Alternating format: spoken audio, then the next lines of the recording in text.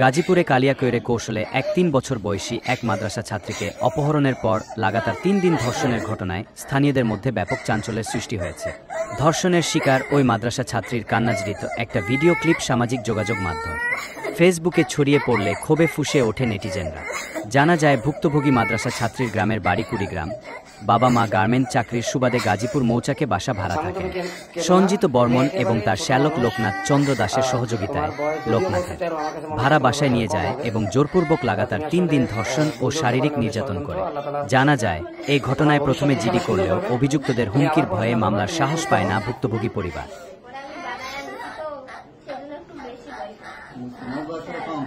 না না, আসলে ক্যামেরায় আপনারা বুঝতে পারছেন না হয়তো, ও কিন্তু একেবারে ছোট মানুষ। হ্যাঁ, একেবারে ছোট মানুষ।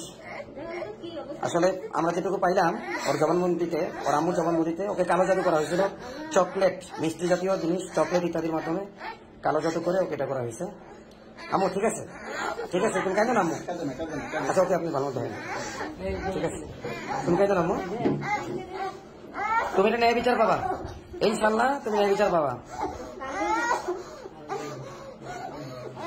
তুমি ন্যায় বিচার পাবা।